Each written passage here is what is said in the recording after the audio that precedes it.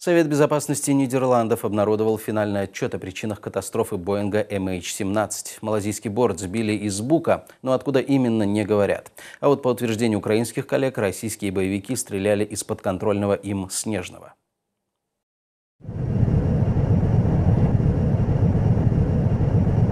На поиски виновных трагедии, которая забрала жизни почти 300 человек, ушло больше года. Сегодня голландские исследователи подтвердили, малайзийский Боинг был сбит зенитно-ракетным комплексом «Бук».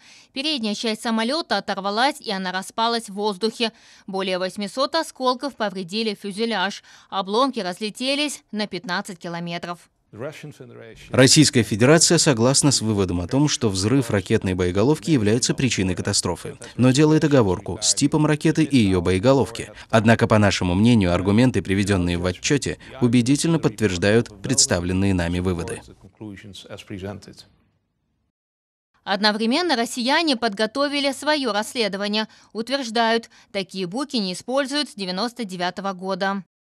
Если Боинг 777 малайзийских авиалиний был сбит зенитно-ракетным комплексом «Бук», то поразила его ракета 9М-38 со стороны населенного пункта Зарощенское.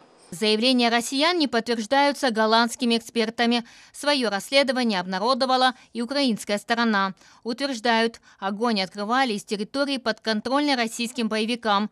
Вице-премьер украинского правительства Геннадий Зубко показывает, с какого именно места выпустили ракету. На ролику чітко видно, що ракета була запущена з району міста Сніжного. Вона рухалась з зустрічним курсом проти літака.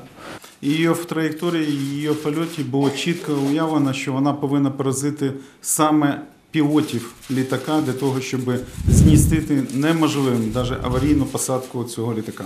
В Украине все-таки надеются, виновники в смерти 298 невинных людей понесут наказание. Хотя признаются, создание гибридного трибунала не позволит привлечь Россию к криминальной ответственности, и поэтому украинцы ищут другие варианты. Спільна група з 5 країн, до якої входять Нідерланди, Бельгія, Австралія і Малайзія, продовжують роботу з пошуку механізму, який можна застосувати у цьому випадку. Саме тому ми запропонували, як один з варіантів, це передати можливість юрисдикції по пошуку винних до однієї з країн цієї Joint Investigation Group. Сегодняшние расследования были техническим. Результаты уголовного должна обнародовать уже в начале следующего года.